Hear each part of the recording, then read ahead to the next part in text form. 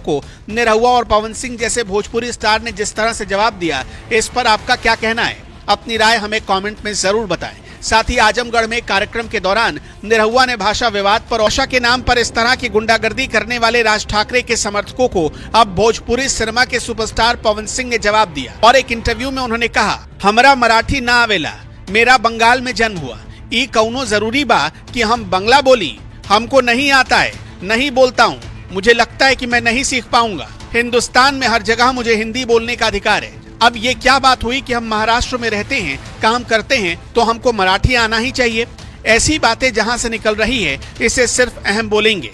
पवन सिंह से जब पूछा गया कि आपको राज ठाकरे के कार्यकर्ताओं से डर नहीं लगता, जिस पर पवन सिंह ने रौबिले अंदाज में जवाब देते हुए कहा, का करी केहू जान मार दी, जान मारने से ज्यादा तो कुछ नहीं हो सकता है। ऐसे मैटर में आदमी जाएगा तो शहीद हो जाएगा, वो नाम कभी मर ही नहीं सकता है। मार दो जान, लेकिन मराठी नहीं आती है, नहीं बोलूंगा, और मैं वहां काम भी करता हूं और आगे भी करूंगा। पवन सिंह भोजपुरी के साथ साथ अब बॉलीवुड में भी काम करने लगे हैं, इसलिए मुंबई भी जाते रहते हैं और ये बात भी जानते हैं कि राज ठाकरे के समर्थक उन्हें भी निशाना बना सकते हैं। लेकिन इसके बावजूद पवन सिंह ने डंके की चोट पर कहा कि मुझे मराठी नहीं आती, फिर भी मैं वहां काम करूंगा और करता रहूंगा, क्योंकि पूरे हिंदुस्तान में हिंदी बोलना उनका अधिकार है। तो वहीं दूसरी तरफ एक और भोजपुरी एक्टर दिनेश लाल यादव निरहुआ ने भी कुछ ही दिनों पहले भाषा विवाद पर चुप्पी तोड़ते हुए कहा था कि चाहे रहिया मुंबई दिल्ली, चाहे रहिया मसूरी में, और लिखिया पढ़िया कौनो भाषा, बतिया भोजपुरी में। मैं यही कहूंगा कि चाहे रहिया मुंबई दिल्ली, चाहे रहिया मसूरी में, लिखिया पढ़िया कौनो भाषा, बतिया भोजपुरी में।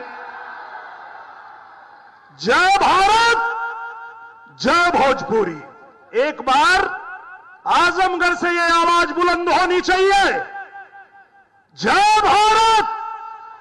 और क्या कुछ कहा वो भी सुन लीजिए। हमारे बोलने से पहले निरहुआ कुछ दो लाइन गा दो। तो निरहुआ एक भोजपुरी कलाकार है, पूज्य महाराज जी, और आपके आशीर्वाद से हम अपने भोजपुरी भाषा के लिए काम करते हैं। और जो लोग भोजपुरी भाषा बोलते हैं उनकी एक खासियत होती है कि भोजपुरिया जवान नहीं सहेला गुमान, बाई बतिया के गावे गावे हाला के लोगों को मारना पीटना शुरू कर दिया। लेकिन अब यही हरकत ठाकरे ब्रदर्स को भारी पड़ रहा है, क्योंकि एक तरफ जहां देश भर में ठाकरे ब्रदर्स की फजीहत हो रही है, वहीं दूसरी तरफ भोजपुरी सिनेमा के पावर स्टार कहे जाने वाले पवन सिंह ने भी उन्हें चैलेंज दे दिया है कि मुझे मराठी नहीं आती, फिर भी मैं मुंबई में ही काम करूंगा।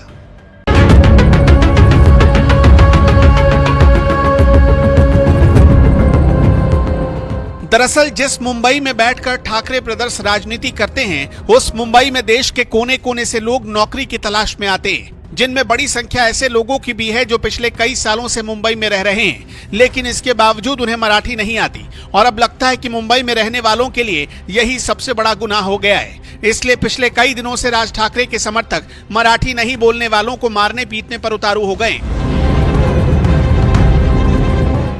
मराठी मारपीट करेगा तो आज इस मंच से बताता हूं मैं उसको, जे ना गरीब संग करे इंसाफ हो,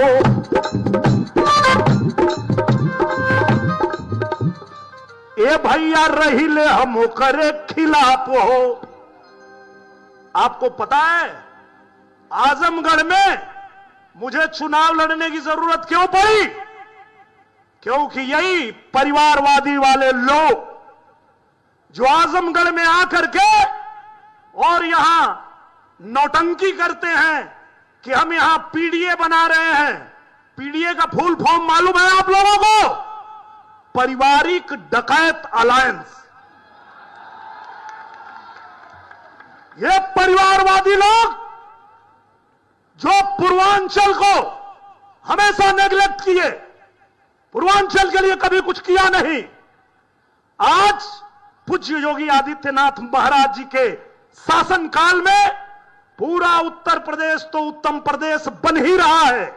मेरा उत्तर प्रदेश नंबर 1 राज्य तो बन ही रहा है, साथ में मेरा आजमगढ़ भी चमक रहा है,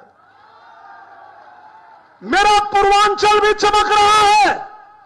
पूर्वांचल एक्सप्रेसवे से आजमगढ़ को जोड़ के आज पूज्य महाराज जी ने पूर्वांचल का भाग्य बदल दिया है।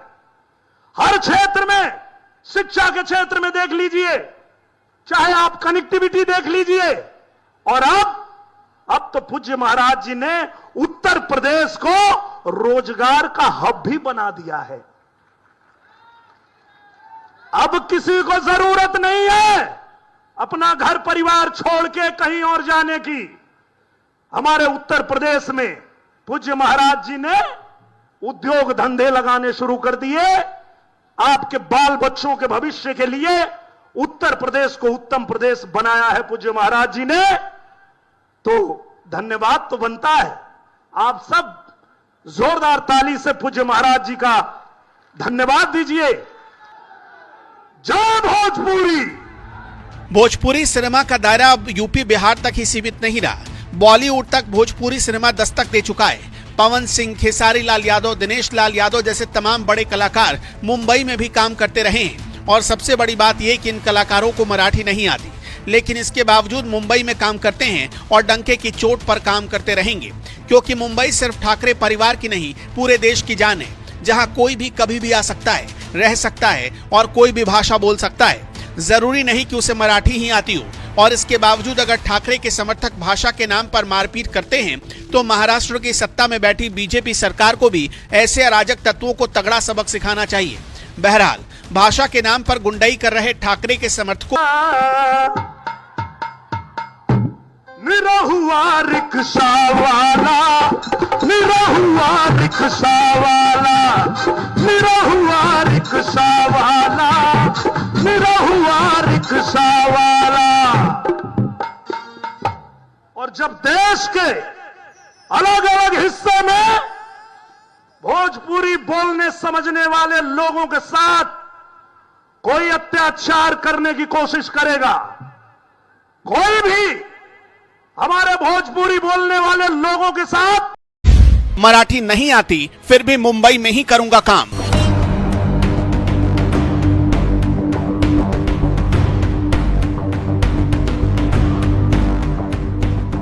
भाषा से पेट नहीं भरता, ये नेता भी जानते हैं, फिर भी चुनावी मौसम में भाषाई बम फेंक जाते हैं, क्योंकि यहाँ न मराठी अस्मिता की बात है, न ही मराठी भाषा के सम्मान की। यहाँ बात है अपनी सियासी साख बचाने की। इसलिए महाराष्ट्र के ठाकरे ब्रदर्स हिंदी भाषा का विरोध करते करते हिंदी की वजह से ही 20 साल बाद एक हो गए और खुद को मराठी भाषा का सबसे बड़ा शुभचिंतक साबित करने के लिए यहाँ तक कहने लगे कि अगर मराठी के लिए लड़ना गुंडागर्दी है तो हम गुंडे हैं। मराठी माणूस न्याय मागण्यासाठी आंदोलन करत असेल आणि त्याला जर का तुम्ही गुंड म्हणत असाल तर आम्ही गुंड आहोत।